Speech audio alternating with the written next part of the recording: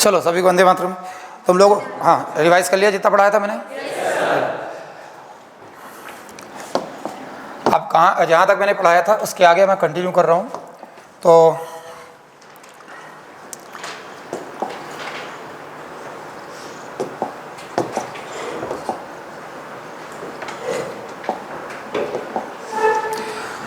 मैंने set theory के ऊपर क्वेश्चन जहाँ तक लिखाया था बस उसके आगे मैं कंटिन्यू कर रहा हूँ। ये वाला क्वेश्चन है, अब इसको सॉल्व करने की कोशिश करो, नहीं होगा समझाऊंगा मैं। देखो ये ऑनलाइन वाले ध्यान रखना, ऑनलाइन और ऑफलाइन वालों का आज से कंबाइंड क्लास है। यहाँ ऑफलाइन वाले बच्चे बैठे हैं, तो ऑनलाइन वाले जितने बच्चे हैं कल मैंने जहाँ क्वेश्चन छोड़ा था वहीं से स्टार्ट कर रहा हूँ। तो अब ये क्वेश्चन से सॉल्व करना चालू करोगे। ऑनलाइन में जो जितने लड़के मौजूद हैं और ऑफलाइन में जितने बैठे हैं वो सभी आंसर देंगे, ताकि एक कंपैरिजन हो पाए कि ऑफलाइन ऑनलाइन वालों में क्या डिफरेंस आ रहा है। तो आंसर्स जो तुम्हें ऑफलाइन वाले देंगे ऑनलाइन वालों को सुनाई देगा, ऑनलाइन वाले जो आंसर देंगे कमेंट बॉक्स में मैं देखूंगा। तो सभी लोग अब इस क्वेश्चन को ट्राई करो, तुम लोग भी ट्राई करना चालू करो। चलो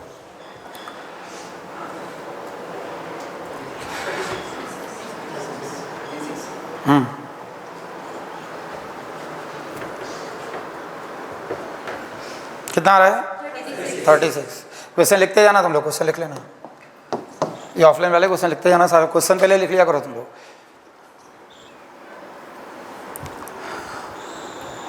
ऑफलाइन वालों का आंसर आ गया 36, बाकी ऑनलाइन वाले आंसर अपना देते जाएं आगे सभी का। देखो जो मैंने शॉर्टकट बताया उस शॉर्टकट को अप्लाई करोगे।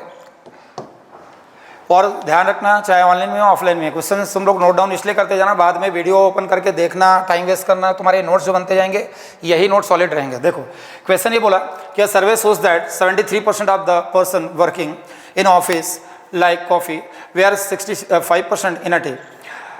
If X% denotes the percentage of them, then who like both coffee and tea, then X cannot be। इसने बोला X क्या नहीं हो सकता। क्वेश्चन में बोला survey shows that 73% of the person working in office like T.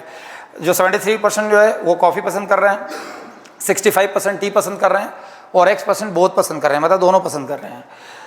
तो इससे रिलेटेड क्वेश्चन कराया था मैंने, समझ में आ रहा है? शॉर्टकट बताया था कि अगर मान लिया कि इसको NA मान लिया, A कॉफ़ी पसंद करने वाले पर्सन की संख्या मान लिया और B टी पसंद करने वाले पर्सन की संख्या मान लिया, तो NA क्या दे रखा है 73 और NB क्या दे रखा है, कितना दे रखा है 65। अब शॉर्टकट बता रखा है मैंने कि NA plus NB minus NA intersection B A in B N in B, और यहाँ पे मैक्सिमम यूज़ करेंगे ना, यहाँ maximum less than equals to N A intersection B less than equals to N A. अब यहाँ पे एन ए और एन बी आएगा, दो में से जो छोटा हो, where N A less than N B. अगर एन ए छोटा है एन बी से तो एन ए आ जाएगा, एन बी छोटा है एन ए से तो एन बी आ जाएगा। तो मैंने यहाँ पे एन ए ही लिखता हूँ तुम्हारी जानकारी के लिए, और जबकि यहाँ N A less than N B होगा। तो अब हम यहाँ देखें कि एन ए में यहाँ 73 हो गया प्लस 65 हो गया minus N U N B, maximum क्या आएगा 100% की बात कर रहा है वो।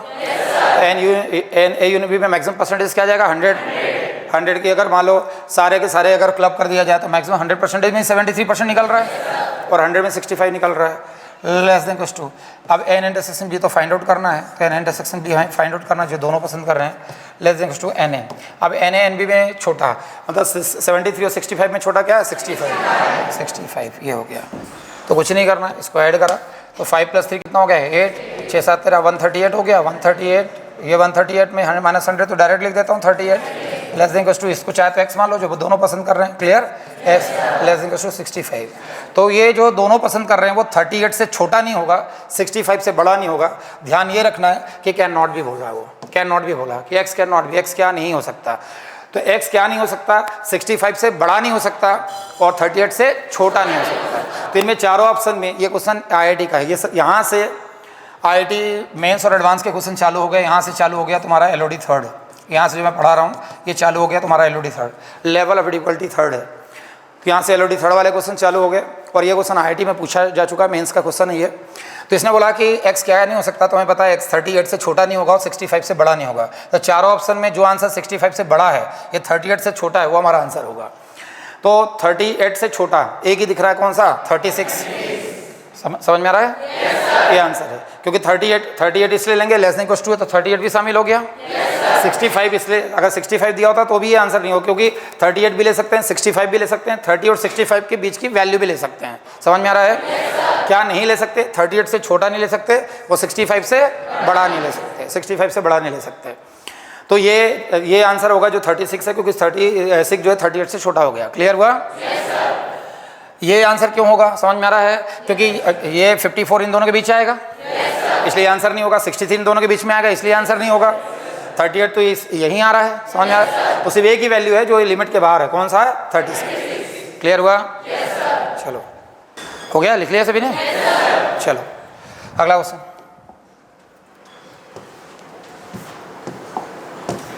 नोट डाउन कर लो क्वेश्चन, फटाफट नोट करो।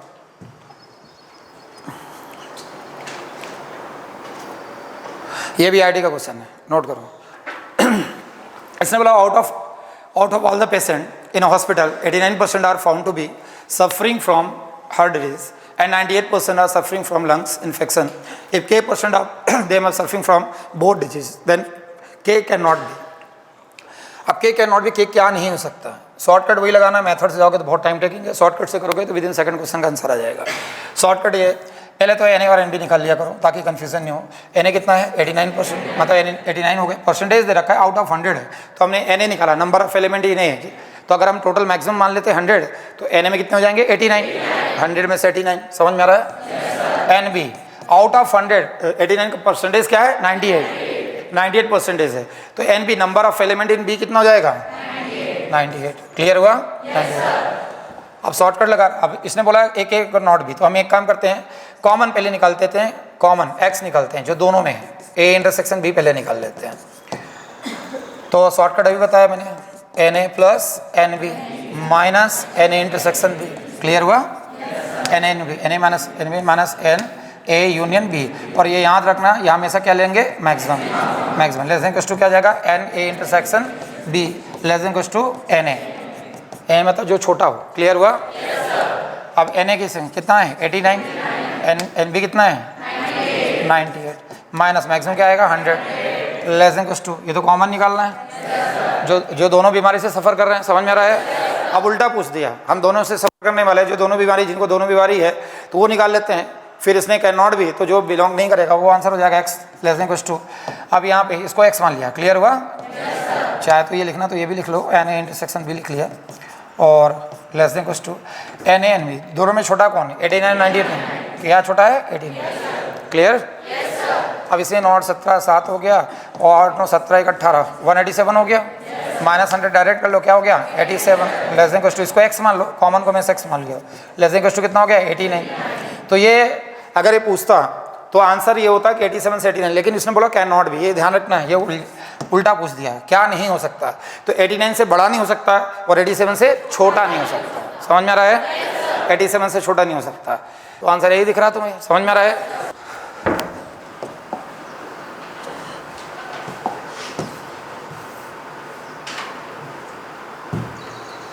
ये लिखो, वेरी वेरी इंपॉर्टेंट है इस क्वेश्चन को, ये question very very very important. ये निमसेट में पूछा गया क्वेश्चन है, और ये IIT में आ चुका क्वेश्चन। पहले रुड़की एग्जाम होती थी, IIT रुड़की, तो उसमें भी पूछा जा चुका है, और MCA में तो निमसेट में आया हुआ क्वेश्चन है। ट्राई करो सभी लोग, देखो समझो। इसने बोला in a town of 10,000 families it was found that 40% of the family by newspaper A, 20% of the family by newspaper B and 10% family by newspaper C. If 5% families buy A and B, 3% of families buy B and C, and 4% of the family buy A and C. If 2% of the family buy all the 3 newspaper, then find the number of families which buy A only, B only, and none of A, B, C. इसमें 3 अलग अलग दे रखे हैं, तो इसको मैं 2 तरीके से सॉल्व करा रहा हूँ। एक मैं शॉर्टकट तरीका बिल्कुल बता रहा हूँ उससे, फिर इसका एक फार्मूला भी लिखा दूंगा। तो शॉर्टकट तरीके से ही तुम्हें सॉल्व करना है, वेन डायग्राम से, तो फटाफट इसका आंसर आ जाएगा। और बाकी इसका डायरेक्ट फार्मूला भी लिखा दूंगा, जिसको आगे कहीं ना कहीं तुम्हें यूज़ कर पाओगे। तो पहले समझो, मेथड से भी हो जाएगा, मेथड से बहुत टाइम टेकिंग है, तो शॉर्टकट से करेंगे, लॉजिकल वेन डायग्राम मेथड से। समझ में आ रहा है? yes, समझो। तो पहले परसेंटेज निकाल लिया करो। देखो यहाँ बोला in a town of 10,000 families, तो ये 10,000 तो दे रखा जिसके अंदर सब निकल रहा है, तो जिसके अंदर सारे सेट निकल रहे हैं, सेट ए भी उसके अंदर है, सेट बी भी उसके अंदर है, सेट सी भी उसके अंदर है, तो जिसके अंदर से सारे सेट निकले हैं वो सेट क्या कहलाता है? यूनिवर्सल सेट, जो सारे सेट को डिराइव करता है। समझ में आ रहा है? तो यहाँ पे जो यूनिवर्सल सेट है, जो जिससे सारे सेट ए निकले, क्योंकि इसने बोला कि in 10,000 families it was found that 40% of families by newspaper A. 10,000 का 40%, समझ में आ रहा है? फिर बी भी उसी से निकला, सी भी उसी से निकला, तो जिससे सारे सेट जनरेट होते हैं, जो सारे सेट को डिराइव करता है, जो सारे सेट का जनरेटर होता है, जो सारे सेट जिसमें समा जाते हैं, उसको क्या बोलते हैं? Universal set. Universal set. तो यहाँ पे NU जो दे रखा है, यूनिवर्सल सेट की संख्या, n मतलब नंबर ऑफ एलिमेंट। समझ में आ रहा है? जब परसेंटेज की बात करें और नंबर की बात कर लिया अपने परसेंट, तो ये देखा NU कितना दे रखा है? 10,000। क्लियर हुआ? इसकी जरूरत बाद में पड़ेगी।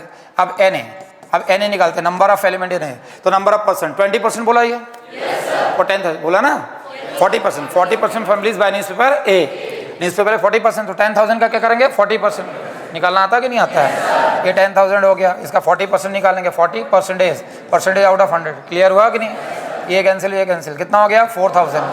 क्लियर हुआ? तो डायरेक्टली मैंने लिख दिया 4,000। नॉन मैथ्स वालों के हिसाब से मैं बता देता हूँ सारी चीज़ें, छोटी छोटी चीज़ें ध्यान रखना है। फिर NB निकालेंगे, NB कितना परसेंट बोला? 20%। 20% of the family by newspaper B, तो 20% तो वही 10,000 का। समझ में आ रहा है? 20% निकालेंगे, 20%, परसेंटेज मतलब 20/100 हुआ। क्लियर? तो 20/100, ये कैंसिल, तो कितना हो गया? 2,000। अब निकाल लोगे डायरेक्टली? चलो, तो NB कितना हो गया? 2,000, डायरेक्टली लिख गया। NC, सी वाले कितने परसेंटेज है? 10%, तो क्या हो गया? 1,000, डायरेक्टली लिख रही हो? सी इसने बोला by newspaper 10% by newspaper C. 5% family by A and B, 5% A and B है, तो N A and B, and मतलब इंटरसेक्शन, ये एंड होता है, इंटरसेक्शन को एंड बोलते हैं और यूनियन को और बोलते हैं। छोटी छोटी चीज़ें ध्यान रखना। यूनियन के लिए और वर्ड यूज होता है, आइदर दिस और दिस, यूनियन। समझ में आ रहा है? दिस एंड दिस साइमल्टेनियस जहाँ जाए, ये भी ए भी होगा, बी भी होगा, ए भी होगा एंड बी भी होगा, साइमल्टेनियस होगा, तो क्या होगा? इंटरसेक्शन। क्लियर हुआ? और यूनियन के लिए और, आइदर दिस और दिस, या तो ए होगा या तो बी होगा, समझ? A union B. क्लियर? चलो, तो इसने बोला 10% families by newspaper C, 5% families by A and B. A and B 5% बोला, तो कितना हो गया? 500। समझ में आ रहा है? 5 A and B. 3% by B and C, B and C, B and C 3%, that is क्या हो गया? 300। And 4% by A and C, by A and C, A and मतलब इंटरसेक्शन, ए एंड सी कितना है? 4% है, 400। फिर बोला if 2% family by all the 3 newspaper, 2% by all the 3 newspaper मतलब A intersection B intersection C. 2% जो तीनों न्यूज़पेपर पढ़ रहे हैं, वो ए भी पढ़ रहा है, बी न्यूज़पेपर पढ़ रहा है और सी न्यूज़पेपर भी पढ़ रहा है। क्लियर? तो A intersection B intersection C, तो कितना है? 2%, मतलब क्या हो जाएगा? 200। क्लियर हुआ? 200। तो ये मैं ऊपर लिख देता हूँ, N A intersection B intersection C, ये कितना हो गया? 200। ध्यान से समझते हैं ना? अब मैं वेड एंगल बनाता हूँ, ध्यान से समझते हैं ना? शॉर्टकट से क्वेश्चन कैसे सॉल्व करोगे, ध्यान समझते हैं ना? यही एक स्टेप में सारे आंसर आ जाएंगे, मेथड से बहुत टाइम टेकेंगे।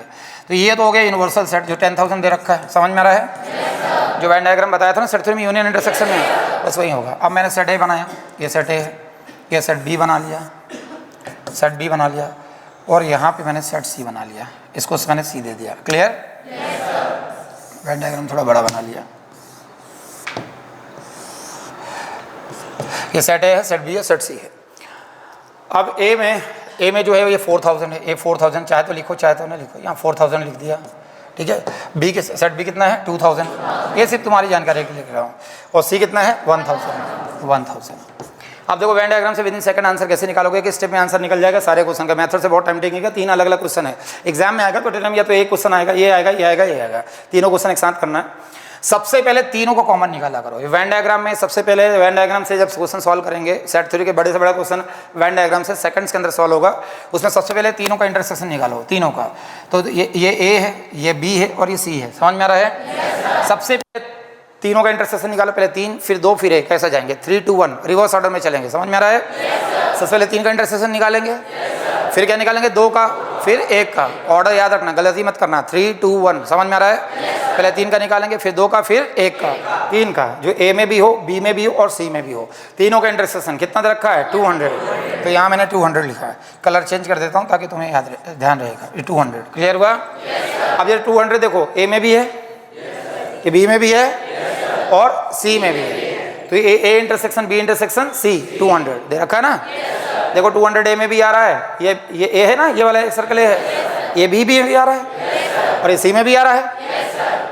अपन ने पहले क्या निकाला, पहले 3 का इंटरसेक्शन निकाला, अब 2 का निकालेंगे। क्लियर हुआ? अब 2 का निकालेंगे, 2 का इंटरसेक्शन। तो ए एंड बी, ए और बी का इंटरसेक्शन। अब ए और बी का इंटरसेक्शन देखो क्या है, 500। ऑर्डर याद रखना, पहले 3 का निकाला, अब 2 का जाएंगे, फिर 1 में आएंगे। समझ में आ रहा है? ए और बी का कितना है, 500।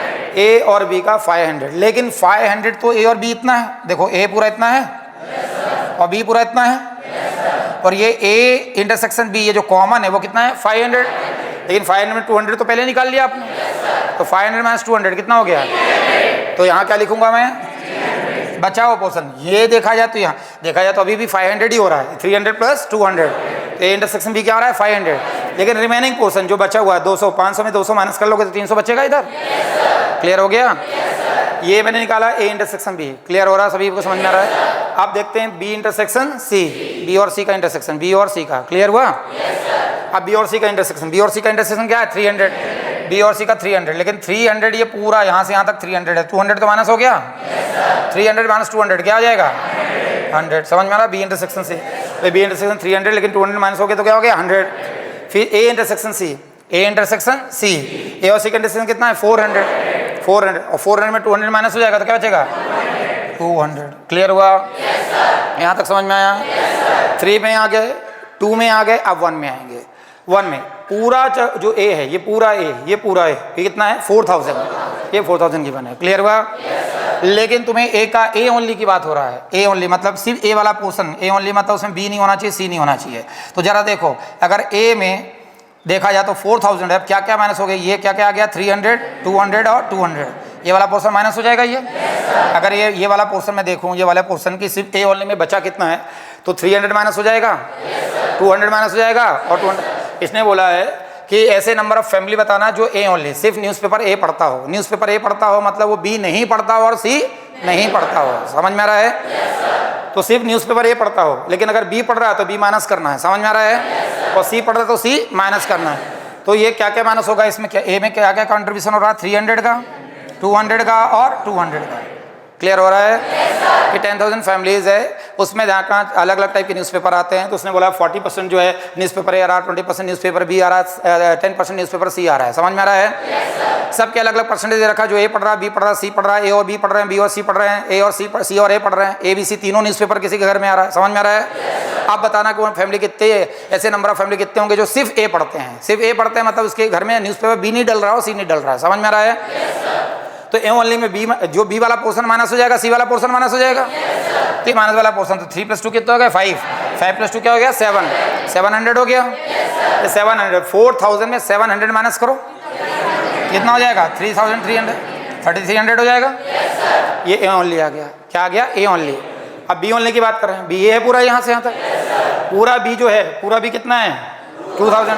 अब 2000 में क्या क्या माइनस होगा, 3 + 2 क्या हो जाएगा, 5, 5 + 1 क्या हो जाएगा, 6, 2000 में 600 माइनस कर लो, क्या आ जाएगा, 1400 आ गया। क्लियर? अब सी ओनली की बात कर रहा है, सी ओनली में कितने हैं, सी टोटल में कितना है, 1000। सी ओनली की बात करें, 2 2 4 1 5, 500 हो गया। कितना होगा, 500। क्लियर हुआ? तो अगर ए ओनली की बात करें तो ए ओनली कितना हो गया, 3300। तो पहले क्वेश्चन का आंसर कितना हो गया, ये 3300 आ गया। क्लियर हुआ?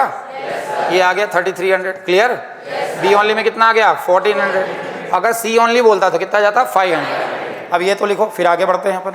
None of A B C and B देखते हैं। इतना लिख लो, फटाफट जल्दी करो। लिख लिया? कितना हुआ सभी का? लिख लिया? अब तुम्हें बोला none of A B and C. None of A B C मतलब ना ए न्यूज़पेपर पढ़ रहा है, ना बी पढ़ रहा है, ना सी पढ़ रहा है। उसके घर में कोई भी न्यूज़पेपर नहीं आ रहा है, ए भी नहीं आ रहा, बी भी नहीं आ रहा, सी भी नहीं आ रहा है। तो देखो, none of A B C मतलब ये होगा कि टोटल माइनस, इसमें समझो एक फार्मूला लिख लो, टोटल। एक शॉर्टकट लिखा रहा हूँ मैं, टोटल। ये शॉर्टकट याद रखना, टोटल इज टू लिखना a + b + c। देखो, अब मैं पूरा लॉन्ग मेथड से प्लस जहाँ भी यूज़ करूँगा ध्यान रखें, पूरा यूनियन इंटरसेक्शन बार बार नहीं लिखूँगा। शॉर्टकट के हिसाब से समझा रहा हूँ। जहाँ मैं प्लस साइन यूज़ कर रहा हूँ सेट में तो समझ जाना यूनियन के लिए यूज़ कर रहा हूँ, समझ में आ रहा है। जहाँ पे मल्टीप्लाई का साइन यूज़ करूँ या डॉट का सिंबल का यूज़ करूँ तो समझ जाना प्लस मतलब यूनियन, और मैं मल्टीप्लाई का सिंबल यूज़ करूँ या डॉट का तो समझ जाना क्या है, इंटरसेक्शन। कैसा है, इंटरसेक्शन। बताइए प्लस के लिए मैं यूनियन के लिए प्लस यूज़ करूँगा, जहाँ भी यूनियन है मैं बार बार यूनियन नहीं प्लस यूज़ कर लूँगा शॉर्टकट में, समझ में आ रहा है। और जहाँ डॉट यूज़ करूँ या मल्टीप्लाई यूज़ करूँ तो समझ जाना क्या है, इंटरसेक्शन। क्लियर हुआ। तो किसी सेट का टोटल कैसे निकलता है, तो मान लो सेट में 3 एलिमेंट है ABC, तो टोटल क्या निकलेगा। अब A union B union C की जगह में A plus B plus C use कर लिया, समझ में आ रहा है। Minus A plus B plus C minus AB minus BC minus CA। Total का फॉर्मूला लिखना, total is to A plus B plus C minus AB minus BC minus CA plus all ABC। ये shortcut है, लिखते जाना, plus none लिखते जाओ, none ABC। ये आगे चल के बहुत सारे क्वेश्चन में शॉर्टकट बनाऊंगा मैं इससे। टोटल होता है A plus B plus C minus AB minus BC minus CA plus all ABC plus none ABC। ये सब बुक्स वगैरह में कहीं नहीं मिलेगा, ना RDBL करना सेल्फ इमेज किसी बुक में नहीं मिलेगा। ये सारे इसमें शॉर्टकट आगे बड़े बड़े क्वेश्चन के लिए काम आएंगे। टोटल हो जाएगा A plus B plus C minus AB minus BC minus CA plus all ABC plus none ABC। लिख लिया? क्लियर हुआ? चलो एक और फॉर्मूला लिख लिया, ये तो पहला नंबर है। टोटल का एक और फॉर्मूला लिखना, total is to either plus neither. ये भी ऐसे शॉर्टकट याद रखना, टोटल क्या होता है, आइदर प्लस नाइदर। ये सब काम आएंगे सेट 3 में, बड़े से बड़ा क्वेश्चन सेकंड के अंदर सॉल्व हो जाएगा। टोटल आइदर प्लस नाइदर, लिख लिया? अब यहाँ से ऐसा भी बोल सकते हैं और करके लिखना, आइदर टोटल माइनस नाइदर हो जाएगा, लिखते जाओ। नहीं होगा क्या, आइदर करेंगे तो टोटल माइनस क्या जगह है, नाइदर। आइदर करें total minus either, clear. Total minus either, ये भी प्रूफ करके बता दूंगा कैसे क्या होगा। लिख लिया? लिखा इतना? चलो अब तुम्हारे क्वेश्चन में क्या बोला लास्ट वाला कि नन ऑफ ABC, मतलब नन ऑफ ABC का मतलब नन न्यूज़पेपर A पढ़े, नन न्यूज़पेपर B पढ़े, नन न्यूज़पेपर C पढ़े। None of ABC, none newspaper A उसके आए, A मतलब A नहीं आए मतलब कॉम्प्लीमेंट हो गया, समझ में आ रहा है। न्यूज़पेपर A भी नहीं आए एंड न्यूज़पेपर B भी नहीं आए एंड न्यूज़पेपर C भी नहीं आए, समझ में आ रहा है। नन ऑफ ABC का मतलब A complement intersection B complement intersection C complement. Complement जब कोई ना अगर वो ना होने की घटना निकालता है तो कॉम्प्लीमेंट लेते हैं। ए होने की घटना है तो ए कॉम्प्लीमेंट नहीं होने की घटना है, समझ में आ रहा है। तो उसने बोला उसके घर में ए न्यूज़पेपर भी नहीं आए, बी न्यूज़पेपर भी नहीं आए और सी न्यूज़पेपर भी नहीं आए। नन ऑफ ABC, वो तीनों टाइप के न्यूज़पेपर नहीं पढ़ रहा है, मतलब उसके घर में तीनों टाइप के न्यूज़पेपर नहीं आ रहे हैं। तो N A complement intersection B complement intersection C complement, समझ में आ रहा है। नन ऑफ ABC मतलब N A complement intersection B complement intersection C complement. अब याद करो डिमॉर्गन्स लॉ भी कल ही पढ़ाया था, समझ में आ रहा है। डिमॉर्गन्स लॉ में क्या होता है कि अगर मैं बोलूँ A complement intersection B complement तो इसको रिवर्स में क्या लिखते हैं, ए यूनियन बी का कॉम्प्लीमेंट लिखते हैं। उल्टा सीधा एक समान इसको खोलोगे तो यूनियन इंटरसेक्शन में चेंज हो जाएगा। तो 3 के लिए भी यही है। अगर मैं ऐसा बोलूँ कि ए कॉम्प्लीमेंट यूनियन, अगर मैं बोलूँ A complement intersection B complement intersection C complement तो इसको रिवर्स में खोलेंगे तो आ जाएगा A union B union C का होल कॉम्प्लीमेंट। क्लियर हुआ? इसको ऐसा लिख सकते हैं, इसको ऐसा लिख सकते हैं। क्लियर हुआ? तो यहाँ भी यही कर रहे हैं अपन, ये इंटरसेक्शन है तो यूनियन में चेंज हो जाएगा तो ये हो जाएगा एन तो बाहर ही है, एन ए यूनियन लिखते जाओ, यूनियन बी यूनियन सी का होल कॉम्प्लीमेंट लिखते जाना, लिखते जाओ जल्दी करो। N A union B union C का कॉम्प्लीमेंट लिखना तो लिख लेना साइड में, by De Morgan's law, by De Morgan's law, by De Morgan's law. जल्दी लिखो, लिख लिया? चलो अब यहाँ ध्यान से समझते जाना। अब देखो यहाँ पे ए कॉम्प्लीमेंट्स, अब बार बार मैं लिखूंगा नहीं, इसको याद रखना, 100 बार बता दिया। अगर ए कॉम्प्लीमेंट है तो मैंने क्या लिखा था, यू माइनस ए, समझ में आ रहा है। तो एन अगर ए कॉम्प्लीमेंट है तो कुछ नहीं करना है, N U minus N A हो जाएगा। एन यू माइनस क्या जाएगा, N A, N U minus क्या जाएगा, एन ए। क्लियर हुआ? तो करना कुछ नहीं है, यहाँ ए का कॉम्प्लीमेंट है, इसको ए मान लो। तो अगर ए का कॉम्प्लीमेंट है तो इसको लिखने का तरीका क्या जाएगा, N U minus N A, मतलब N of A union B union C. Clear हुआ? अगर मैं इसको कंप्लीटली ए मान लेता हूँ, ए मान लेता हूँ, ए कॉम्प्लीमेंट, तो एन यू माइनस क्या जाएगा, एन ए पूरा ये रहा। क्लियर हुआ? लिखो यहाँ तक बताया था ना, ए कॉम्प्लीमेंट क्या बताया था, यू माइनस ए। तो अगर एन लगा देते हैं यहाँ एन इन कॉम्प्लीमेंट तो क्या आ जाएगा, N U minus N A, N U minus N A हो जाएगा। तो वही तो लिखा, इसको पूरा ए मान लिया। तो N A complement N U minus N A मतलब ये पूरा आ गया। क्लियर? अब ये बन गया तुम्हारा फार्मूला, ये फार्मूला बन गया, कल ही पढ़ाया था। एन यू तो अपनी जगह पे रखो, माइनस एन ए यून सी क्या हो जाएगा, N A plus N B plus N C minus N A intersection B. लिखते जाओ तुम तो, N intersection B minus N B intersection C minus N C intersection A plus N A intersection B intersection C. लिख लिया? चलो आप कुछ नहीं करना। यू मतलब क्या है, यूनिवर्सल सेट। तो यूनिवर्सल सेट कितना दे रखा है तुम्हारा, 10,000। इसे गुस्सा में देखो, यूनिवर्सल सेट में क्या दे रखा है, 10,000 दे रखा ना। तो सारी वैल्यूज उठा उठा के पुट करते जाते हैं, जो वैल्यूज है उठा उठा के पुट करते जाओ। यहाँ यूनिवर्सल सेट में कितना है, 10,000। क्लियर हुआ? माइनस एन ए कितना दे रखा है, 4,000। लिखते जाओ। एन बी कितना दे रखा है, 2,000 प्लस एन सी कितना दे रखा है, 1,000 माइनस इंटरसेक्शन बी क्या दे रखा है, 500 माइनस एन बी इंटरसेक्शन कितना दे रखा है, 300 माइनस एन सी इंटरसेक्शन ये कितना दे रखा है 400 प्लस तीनों का इंटरसेक्शन कितना है, 200। क्लियर हुआ? कैलकुलेट कर लिया तो आ गया 4,000। क्लियर आंसर है। तो ये जो पूछा था N A complement intersection B complement intersection C complement, तो हो गया 4,000। लिख लिया? अब देखो ये सब ना करके, इतना लंबा छोड़ा फार्मूला ना करके डायरेक्टली इस क्वेश्चन का आंसर बोल सकते हैं वेन डायग्राम से। तो यहाँ पे जब कभी भी तुम्हें आइदर की बात करे, उसने नाइदर की बात करा, तो अभी थोड़ी देर पहले जो फार्मूला लिखा है मैंने, ये देखो टोटल इज टू लिखा है either plus neither, either plus neither. Neither is to होता है टोटल माइनस आइदर। क्लियर हुआ? Total minus either. तो neither total minus either, total मतलब यूनिवर्सल सेट होता है, जो जिससे सारे सेट निकले वो टोटल होता है। टोटल मतलब क्या है, यूनिवर्सल सेट। आइदर मतलब जब भी आइदर की बात करें, आइदर ए और बी और C, A union B union C, तो आइदर का मतलब अगर 3 सेट दे रखे हैं ए बी सी, तो आइदर अगर यूज करें, आइदर ए और बी और सी, इसका मतलब है N A union B union C. Clear हुआ? और भी देखा जाए तो मैं यही तो निकाल रहा था और क्या। अब देखो यहाँ से बन जाएगी शॉर्टकट, सेकंड्स के अंदर पूरा क्वेश्चन सॉल्व कर लोगे। ये सब करने की जरूरत नहीं पड़ेगी, जो अपन ने किया ना इतना लंबा छोड़ा, ये सब करने की जरूरत नहीं पड़ेगी। देखो कैसे करेंगे। देखो यहाँ कुछ नहीं करना है, आइदर की बात कर रहा है, टोटल नाइदर की बात कर रहा है कि ना ए हो ना बी हो ना सी हो, तो कुछ none of A B C, ना न्यूज़पेपर ए आए ना न्यूज़पेपर बी आए ना न्यूज़पेपर सी आए। समझ में आ रहा है? तो ना न्यूज़पेपर ए आए ना न्यूज़पेपर बी आए ना न्यूज़पेपर सी आए, मतलब नाइदर बोल रहा है। वो क्या बोल रहा है, नाइदर। नाइदर भी क्या पढ़ाया मैंने, टोटल माइनस आइदर।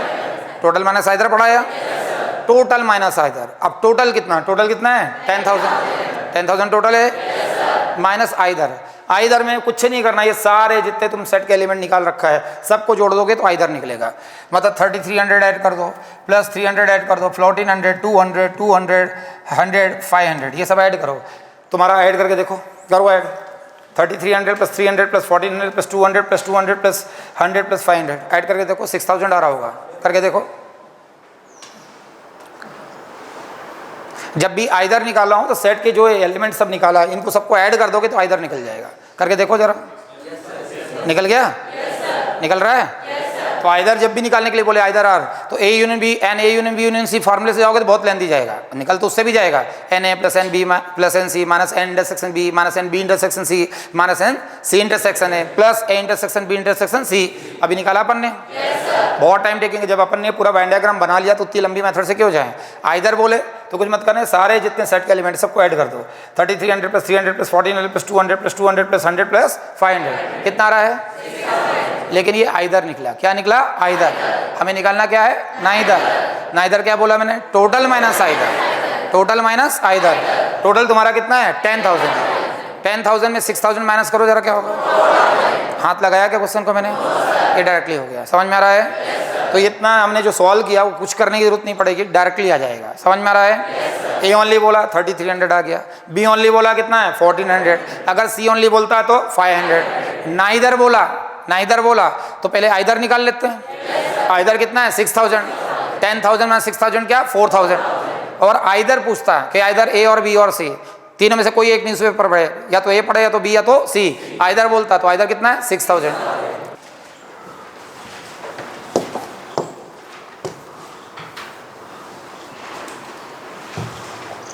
ये सॉल्व करो। अब यहाँ से कोऑर्डिनेट ज्योमेट्री के थोड़ा फंडे यूज होंगे। अभी तो ट्राई करो फिर बताऊंगा। इसने बोला a equal to X Y, ये सच दैट का सिंबल होता है, तो ये ऐसा बाहर कर देगा तो आपको 2 डॉट होंगे, तो सच दैट एक्स को Y, such that X Y मतलब आगे जो इक्वेशन है उसमें 2 वेरिएबल यूज कर रहा है एक्स और Y. Such that Y equal to E to the power X where X belongs to R, जबकि एक्स रियल नंबर में कोई भी रियल नंबर हो सकता है। रियल नंबर में था, रियल नंबर में सारे नेचुरल नंबर समझ में आ रहा है, सारे होल नंबर, सारे रेशनल समझ में आ रहा है, सारे even number, odd number, prime number सब शामिल हो जाएंगे। तो इसने बोला Y equal to E to power X where X belongs to R, और सेकंड इक्वेशन दे रखा है X Y such that Y equal to X where X belongs to R. दोनों तरीके से मैं कोऑर्डिनेट की तरीके से भी बता रहा हूँ मैं, और अभी तुम्हारा कोऑर्डिनेट ज्योमेट्री नहीं हुआ है तो बिना कोऑर्डिनेट की हेल्प के कैसे करेंगे वो भी समझा रहा हूँ। अभी बिना कोऑर्डिनेट की हेल्प के बता रहा हूँ, फिर कोऑर्डिनेट से डायग्राम में ट्रेस करके ही बताऊंगा। कोऑर्डिनेट होने के बाद तो बहुत सेकंड देख के टिक कर दोगे। देखो पहले बिना कोऑर्डिनेट की हेल्प के कैसे करेंगे समझो। जैसे अभी तुम लोगों में किसी का कोऑर्डिनेट हुआ नहीं है, तो इसने पहली इक्वेशन, जो 2 इक्वेशन है पहले अलग अलग लो। Y equal to E to power x पहली इक्वेशन है, ये पहली इक्वेशन होगी, and y equal to x दूसरी इक्वेशन है, वाई इक्वल टू एक्स दूसरी इक्वेशन है। क्लियर? 2 अलग अलग इक्वेशन है। पहली equation y equal to E to power x है, second equation y equal to x है।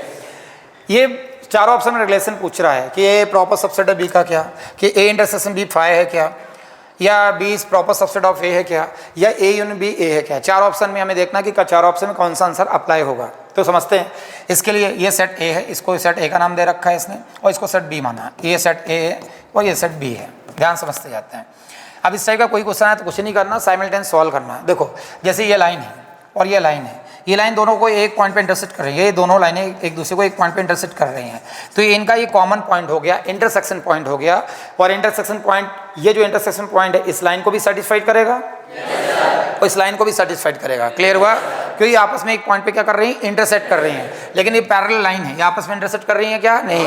तो इनके बीच में अगर मैं सेट ए बोलूँ और सेट बी बोलूँ तो इनके बीच में कोई इंटरसेक्शन पॉइंट है क्या? नहीं है। तो यहाँ पे ए इंटरसेक्शन बी क्या हो जाएगा? फाई, फाई हो जाएगा, क्यों ये लाइन आपस में एक दूसरे को इंटरसेक्ट नहीं कर रही है। समझ में आ रहा है? और अगर मैं इस लाइन को ए मान लूँ, इस लाइन को बी मान लूँ, तो मैं बोलूँगा A intersection B not equal to phi. इसलिए नॉट इक्वल टू फाई क्योंकि ए और बी के बीच में एक इंटरसेक्शन पॉइंट तो है। मतलब ए और बी के बीच में जो इंटरसेक्शन पॉइंट, मान लो ये 0,1 1,2 कहीं जहाँ भी टिक कट कर रही है, सपोज एक्स वाई पे कट कर रही हैं, तो एक्स वाई एक पॉइंट तो हुआ है इसके बीच में। तो अगर ये इंटरसेक्ट कर रही हैं, कोई इंटरसेक्शन पॉइंट इनके बीच में निकलता है, तो A intersection B not equal to क्या हो जाएगा? फाई। और इनके बीच में कोई इंटरसेक्शन पॉइंट नहीं निकलता है, तो ए इंटरसेक्शन बी क्या हो जाएगा? फाई। फाई मतलब कोई एलिमेंट नहीं है, वाइड है, नल है। क्लियर हुआ?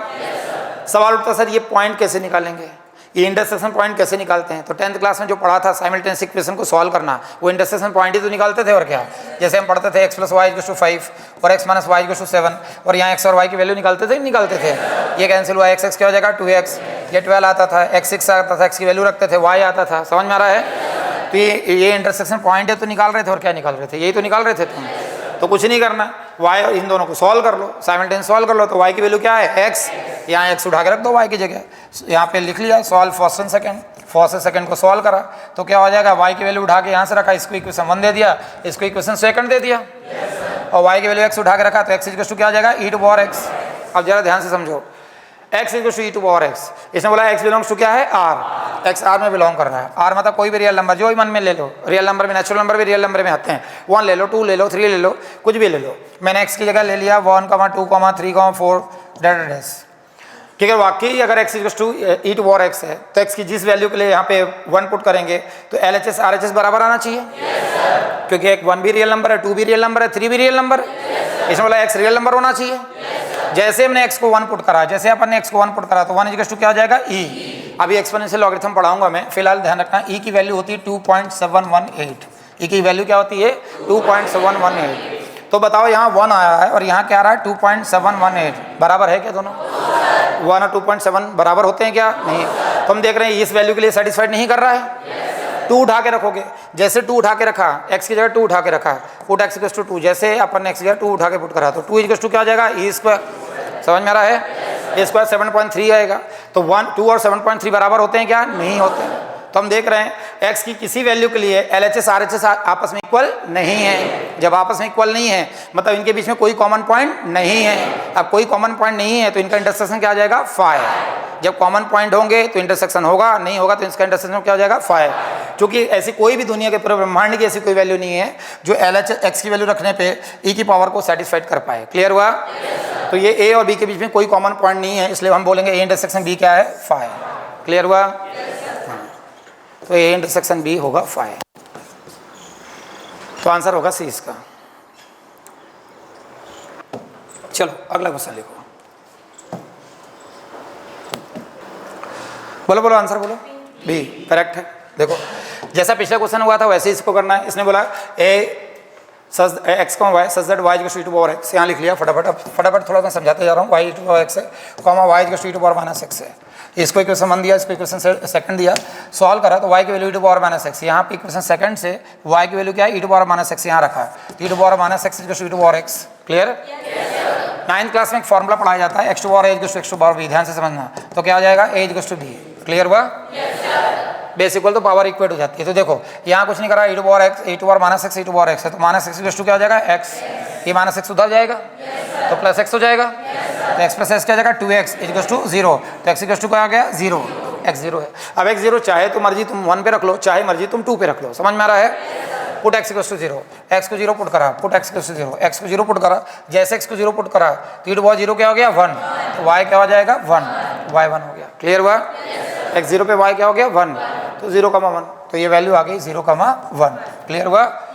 एक्स 0 पे y क्या आ रहा है? 1। मतलब एक कॉमन पॉइंट निकल रहा है। एक्स 0 पे y 1 मतलब एक कॉमन पॉइंट निकल रहा है। और मैंने बोला अगर एक भी पॉइंट कॉमन निकले सेट ए और सेट बी के बीच में, एक पॉइंट भी हो मतलब वो वाइड नहीं है। अगर कोई एलिमेंट है तो वाइड नहीं है। वाइड मतलब फाई नहीं है।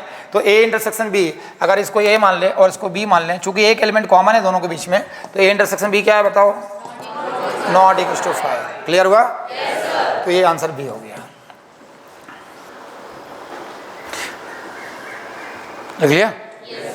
आरासी पूरा सेम पैटर्न क्वेश्चन है। तो ये एग्जाम में पूछा गया है। सिंपल क्वेश्चन देखने में लग रहा है कि इसका डिजाइनिंग देख के ऐसा डर मत जाना। X Y such that Y equals to 1/x है, एक्स नॉट इक्वल्स टू 0 इसलिए कि 1/0 इन्फिनिटी हो जाएगा। अगर 0 होगा तो इन्फिनिटी हो जाएगा। तो बस इतना सा मीनिंग है उसका। एक्स रियल नंबर है, y equals to minus x, x belongs to R. तो कुछ नहीं करना, पहले ये इक्वेशन उठाओ, y equals to 1/x equation 1 दे दिया इसको। क्लियर हुआ? और y equals to minus x equation second दे दिया अपन ने। वाई की वैल्यू माइनस एक्स उठा के यहाँ रख दिया। Put Y equals to minus X इसमें रखा इक्वेशन 1 में। तो यह माइनस एक्स इक्वल्स टू क्या आ जाएगा? 1/x। तो एक्स स्क्वायर इक्वल्स टू क्या आ जाएगा? -1 हो जाएगा। अब दुनिया में कोई नंबर है जिसका स्क्वायर -1 आता हो? अगर एक्स स्क्वायर -1 है तो एक्स क्या आ जाएगा? Under root of -1। और नेगेटिव का स्क्वायर रूट क्या होता है? इमेजिनरी। इमेजिनरी मतलब कोई क्वांटिटी होगी नहीं दुनिया का, ऐसा कोई नंबर नहीं जिसका स्क्वायर -1 आता हो। पॉसिबल है क्या? तो हम बोलेंगे यहाँ पे एक्स एग्जिस्ट ही नहीं करेगा। जब एक्स एग्जिस्ट नहीं करेगा तो वाई करेगा क्या? नहीं करेगा। मतलब इन दोनों के बीच में कोई कॉमन पॉइंट नहीं होगा। नहीं होगा मतलब क्या हो जाएगा? 5। तो इंटरसेक्शन बी 5। सी आंसर है इसका, थर्ड आंसर मतलब। अब मैं इसको कोऑर्डिनेट की हेल्प से भी बता देता हूँ। सारे क्वेश्चन तुम कोऑर्डिनेट की हेल्प से भी कर सकते हो, पर कोऑर्डिनेट अभी हुआ नहीं, इसे कनेक्ट करने में दिक्कत आएगी। ये बहुत सिंपल मेथड। देखो लिख लिया ये? अब कोऑर्डिनेट हुआ नहीं इसलिए तुम्हें समझ में आएगा नहीं, फिर भी समझा देता हूँ। ये y इक्वल्स टू 1/x है जो है ना, अगर मल्टीप्लाई करा तो xy इक्वल्स टू 1 हो जाएगा। और xy इक्वल्स टू 1 इसको RH बोलते हैं, रेक्टेंगुलर हाइपरबोला। और इसका ग्राफ ऐसे बनता है xy इक्वल्स टू 1 का। ये मैं जब कोऑर्डिनेट पढ़ाऊंगा तो RH पढ़ाऊंगा। xy equals to c square, ये रेक्टेंगुलर हाइपरबोला होता है। xy equals to c square, उसका कर्व ऐसा ट्रेस होता है। तो ये पहला कर्व ऐसा बन गया, ये पहला xy equals to 1। Second curve y equals to -x, y equals to -x, a line which pass through the origin, एक ऐसी लाइन जो ओरिजिन से पास थ्रू हो रही है। और x नेगेटिव है यहाँ पे, y equals to -x। x second quadrant में क्या होता है? नेगेटिव। y इक्वल्स टू क्या हो जाएगा? -x। अब तुम्हें ये सेट ए दे रखा है, ये वाला सेट ए दे रखा है, ये सेट ए को रिप्रेजेंट कर रहा है, ये सेट बी को रिप्रेजेंट कर रहा है। अब जरा देखो, क्लियर कर देखो कि सेट ए ये है और सेट बी ये है। दोनों सेट आपस में इंटरसेक्ट कर, दोनों ये कर्व आपस में, ये लाइन और ये कर्व आपस में कहीं इंटरसेक्ट कर रहे हैं क्या? इंटरसेक्शन कब होगा? जब ये डायग्राम बनेगा। ये इंटरसेक्शन कर रहे हैं। अब ये कर्व, ये जो फ्लैप इधर जा रहा है, ये इधर एसिम्प्टोटिक होता है। एसिम्प्टोट्स क्या होते हैं? RH क्या होता है? ये सब कोऑर्डिनेट में पढ़ोगे। फिलहाल हम कर्व का डायग्राम देखें तो ये डायग्राम ऐसा जा रहा है, ऐसा जा रहा है, लाइन ऐसी है। तो ये कहीं आपस में एक दूसरे को कहीं कट करेंगे क्या? कभी कितनी भी लाइन आगे चले जाए, कितना भी करावे चले, ये फ्लैप ऐसा जा रहा है इसका, ये लाइन ऐसी जा रही है, कहीं कट करेंगे क्या? नहीं। तो हम देख रहे हैं ए और बी के बीच में कोई इंटरसेक्शन पॉइंट नहीं होगा, इसलिए ए इंटरसेक्शन बी क्या आ जाएगा? 5। चाहे तो लिख लो, बाद में कोऑर्डिनेट होगा तो कनेक्ट कर पाओगे। तो ये डायग्राम बनाना तो बना लो।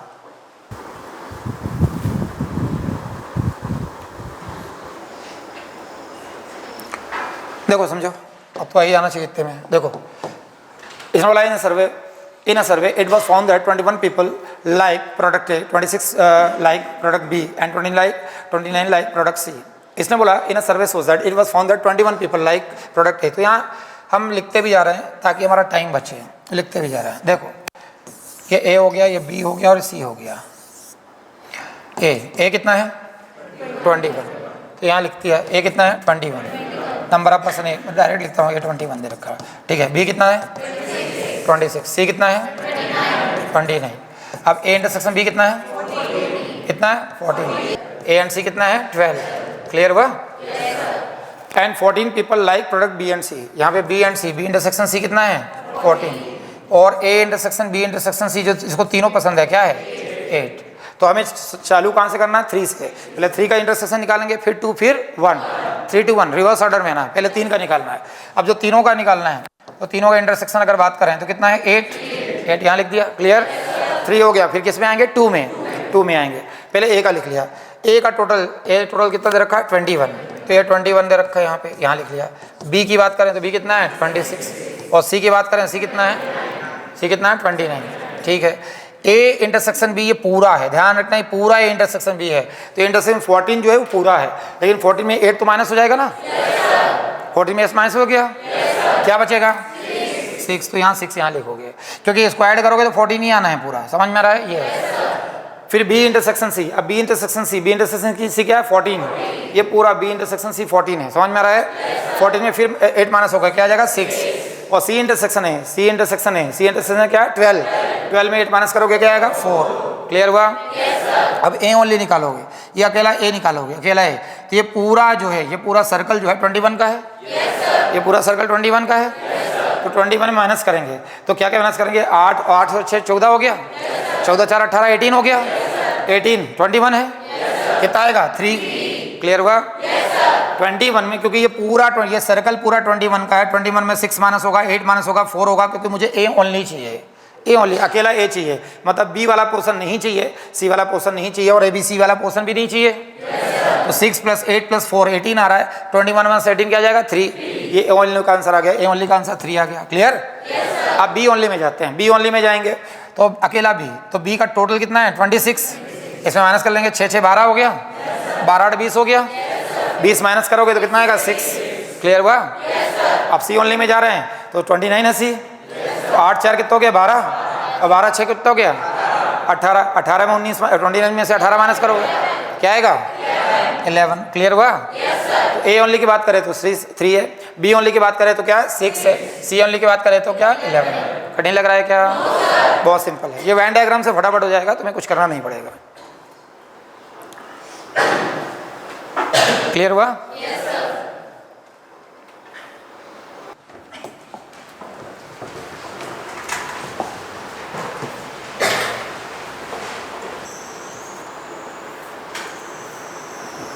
ध्यान समझो, इतने टाइम लगना नहीं चाहिए तुम लोग को, समझो।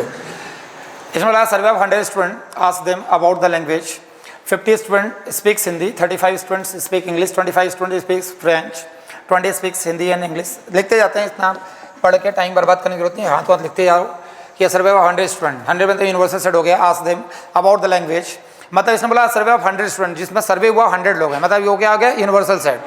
आउट ऑफ 10,000 फैमिलीज, वो 10,000 क्या हो गया यूनिवर्सल सेट, उसके अंदर A B C ये सेट हो गए, और U हो गया यूनिवर्सल सेट। तो यूनिवर्सल सेट की बात करें तो क्या हो गया 100। यूनिवर्सल सेट जो है वो टोटल में काउंट होता है, और मैंने जो बताया था टोटल आइदर प्लस नाइदर, तो ये नाइदर आइदर, ये तो यहाँ पे लिख दिया नाइदर आइदर, वहाँ मेन एग्जाम में लिखा हुआ नहीं मिलेगा, समझ में आ रहा है। मेन एग्जाम में जहाँ का वो लिख दिया, लेकिन मेन एग्जाम में आइदर नाइदर वर्ड ना यूज़ करके एटलीस्ट बोले, वन ऑफ देम बोले तो समझ जाना आइदर है, समझ में आ रहा है। और neither plus either equals to क्या होता है टोटल, बस इतना ध्यान रखना। तो समझो, पहली बात तो ये बोला survey of 100 student ask them about the language, 50 student speaks Hindi, तो हिंदी वाले कितने हैं 50, चलो बोलते जाना, हिंदी वाले 50 हैं, और 35 स्टूडेंट स्पीक्स इंग्लिश, इंग्लिश वाले कितने हैं 35, 25 स्टूडेंट स्पीक्स फ्रेंच, फ्रेंच वाले कितने हैं 25, चलो हिंदी और इंग्लिश वाले कॉमन कितना 25 student, 20 speaks Hindi and English, Hindi और इंग्लिश वाले कितने हैं 25 भी दे रखा है, 20 दे रखा है, चलो 20 student speaks Hindi English, 15 speaks English and French, English and French, English and French कितने हैं इंग्लिश एंड फ्रेंच 15 है, चलो आगे बढ़ते हैं। और 12 speaks French and Hindi. French and Hindi वाले कितने हैं? फ्रेंच एंड हिंदी बोला है ना? फ्रेंच हिंदी वाले कितने हैं? 12 है। And 3 student speaks all the 3 language. All the 3 मतलब Hindi intersection English intersection French, कितना है? 3। और कुछ दे रखा है क्या? Then find the number of student who speaks Hindi only. भाई हिंदी ओनली इंग्लिश ओनली, कुछ नहीं करना है, डायरेक्ट ले जाओगे तो बहुत टाइम लगेगा, बाकी इससे कर लिया अपन ने। क्लियर हुआ? पैन डायग्राम से करेंगे तो फटाफट हो जाएगा। ये देखो, तो पहले बात कर रहे हैं हिंदी की। हिंदी लिख लिया, कितना है? 50। चलो इंग्लिश में कितना? 35। फिर फ्रेंच कितना है? 25। अब हिंदी और इंग्लिश में देखो, पहले तीनों को कॉमन जाएंगे, पहले 3 2 1 ऐसे जाएंगे, ये भूलना मत हमेशा। 3 2 1 याद रखना, उल्टे ऑर्डर में जाना तो कभी तुम्हें मिस्टेक नहीं होगी। तीनों जो कॉमन कितने हैं? 3 है, ठीक है। अब 2 में जाते हैं, तो हिंदी और इंग्लिश में, हिंदी और इंग्लिश में कॉमन कितना है? 20 दे रखा ना? 20 - 3 कितनी जगह? 17 हो गया। फिर इंग्लिश और फ्रेंच में, इंग्लिश फ्रेंच में कितने हैं? इंग्लिश और फ्रेंच में कॉमन कितने हैं? 15 है ना? 15 में 3 माइनस होगा तो कितना हो जाएगा? कितना हो जाएगा? क्लियर? आगे बढ़ते हैं। फ्रेंच और हिंदी और फ्रेंच में कॉमन कितने हैं? 12, और 12 - 3 कितना हो गया? 9। क्लियर हुआ? बस अब ये 17 3 20 और 29 हो गया, तो यहाँ क्या आ जाएगा? 21 होगा ना? 17 3 20 और 29 30 और 30 20, तो कितना हो गया? 21 हो गया। क्लियर हुआ? अब तो मुझे बताने की जरूरत नहीं, समझ में आ रहा क्या हो रहा है? ये 50 ये एच ओनली करना है, तो ये माइनस होगा, ये माइनस हो जाएगा ये। अब ये माइनस करना है, ये इंग्लिश ओनली निकालना है, तो 17 3 कितना हो गया? 20 20 10 30 तो 32 हो गया। 32 3 कितना हो गया? 35। 3 आ गया। समझ में आ रहा है कैसे हो रहा है? अपन इसकी बात कर रहे हैं, तो 9 3 कितना हो गया? 12 12 24, तो 1 आ गया। क्लियर? अगर बोले पहले क्वेश्चन का आंसर हिंदी ओनली बोला तो कितना हो गया? 21। इंग्लिश ओनली बोले तो कितना हो गया? 3। फ्रेंच ओनली बोले तो कितना? 1। क्लियर हुआ? अब नन ऑफ द लैंग्वेज, ना तो हिंदी मतलब नन ऑफ द लैंग्वेज का मतलब ना इधर बोल रहा है कि एच कॉम्प्लीमेंट, समझ में आ रहा है? एच कॉम्प्लीमेंट इंटरसेक्शन क्या जगह है? ई कॉम्प्लीमेंट, मतलब एच नॉट, एच भी ना पढ़े, इंटरसेक्शन ई भी ना पढ़े, इंटरसेक्शन फ्रेंच भी ना पढ़े। समझ में आ रहा है? ये या तो पूरी लंबी चौड़ी मेथड से करोगे, एन यू माइनस, अगर ये लंबी चौड़ी मेथड से करोगे तो एन यू माइनस, समझ में आ रहा क्या होगा? N H union E union F, पहला क्वेश्चन जो करा था उस टाइप से, समझ में? फिर इसको वही फॉर्मूला लगेगा, n A plus N B plus N C minus N intersection B minus N B intersection C minus N C intersection है plus A intersection B intersection C. वो बहुत लॉन्ग मेथड हो जाएगा, कुछ नहीं करना है, इसको मेथड से जाना ही नहीं है, हमें हमारे पास इतना टाइम ही नहीं होता है। ये इसने बोला कि नन ऑफ द लैंग्वेज, मतलब ना इधर बोला और ना इधर बोला, समझो। ना इधर मतलब क्या होता है? Total minus either, total minus either. अब टोटल माइनस टोटल कितना है? 100 माइनस आइदर निकालना पड़ेगा। और आइदर मैंने बोला, जब भी आइदर बोले एटलीस्ट 1 बोले, जितना डेटा अवेलेबल है सबको ऐड कर डालो। समझ में आ रहा है? जितना डेटा अवेलेबल है सबको ऐड कर डालो। आइदर अगर निकालना है, आइदर चाहे तो पहले निकाल लो, आइदर भी तो बोला एटलीस्ट 1 बोले, आइदर बोले, वन ऑफ देम बोले, चौथी बार बता रहा हूँ मैं, समझ में आ रहा है? एटलीस्ट 1 बोले, आइदर बोले, वन ऑफ देम बोले, कुछ मत करो, जो डेटा अवेलेबल सबको ऐड कर डालो। समझ में आ रहा है? आइदर अगर निकालना है तुम्हें, आइदर निकालना है तो कुछ नहीं करना है, 21 प्लस क्या जाएगा? 17 plus 3, 21 plus 17 plus 3 plus 3 plus 9 plus 3 plus 9, 21 plus 17 plus 3 plus 3 plus 9 plus 12। समझ में आ रहा है? प्लस 12 प्लस 1, देखो कितना आ रहा है? 66। समझ में आ रहा है? ये तो आइदर हो गया 66। अब ना इधर निकालना है तो टोटल माइनस क्या हो जाएगा? आइदर, आज ही लिखा है मैंने, तो 100 माइनस क्या जाएगा? 66, तो कितना हो जाएगा? 34। क्लियर? और कुछ भी कर लो, चाहे उल्टा कर दो, 100 माइनस 34 कर लोगे तो क्या आ जाएगा? 66। नहीं, यही बात समझ में। और इन दोनों को जोड़ लोगे, ये प्रूफ भी हो जाएगा कि टोटल मतलब आइदर प्लस क्या होता है? ना इधर। आइदर कितना आया? 66। आइदर कितना आया? ना इधर कितना है? जोड़ो जरा दोनों को, 100। ये 100 आ गया। क्लियर हुआ?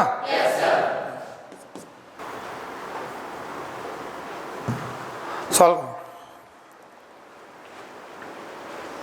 ये बहुत ही सिंपल क्वेश्चन है। In a class of 100 student, 100 student की क्लास, तो मैंने बताया 100 में ये 100 यूनिवर्सल सेट हो गया। समझ में आ रहा है? यहाँ लिख दिया। इसमें बोला 35 like science and 45 like maths.